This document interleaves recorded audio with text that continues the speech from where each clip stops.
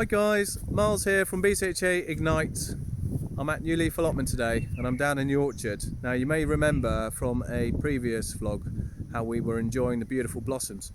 So let's have a look to see how those blossoms have developed.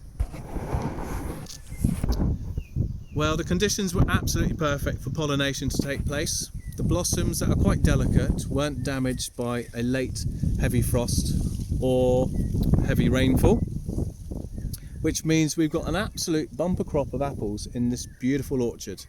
And all of these apple trees are Bramley apple trees, and they are cookers, but they are sweet as well. They're really delicious.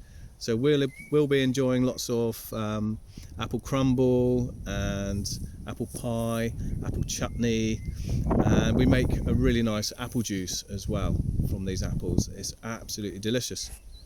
Now, an interesting fact about apples, and this is all apples, is that if you were to plant all the pips from this apple, let's say all the pips from this whole orchard, you would end up with lots of individual seedlings, and none of them would bear any resemblance to the mother tree, and most of them would be inedible. So when we come across a good apple, to ensure its survival, we take cuttings, and we take a woody cutting and we graft that onto a rootstock, and the rootstock will determine the overall size of the tree.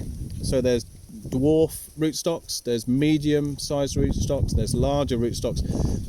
These trees are enormous, so I think they were probably grafted onto an M25 rootstock, and they're all number coded, the rootstocks.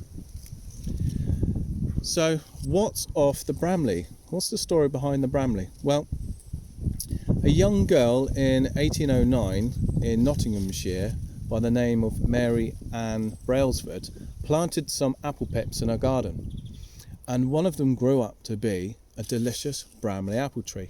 But it wasn't until 1846 that the house was sold to a local butcher by the name of Matthew Bramley, and he discovered this lovely apple growing in the garden, and then I can only assume that lots of cuttings were taken and this beautiful apple then became commercialised.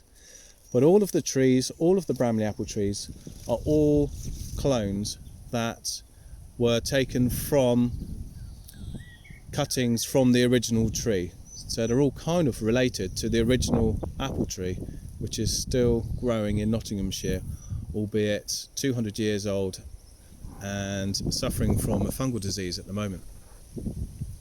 So an interesting thing to do would be maybe if you were to plant some apple pips, and who knows, you may discover the next delicious apple and have that apple named after you. Anyway, I'm going to say goodbye for now, and I'll see you next time. Bye.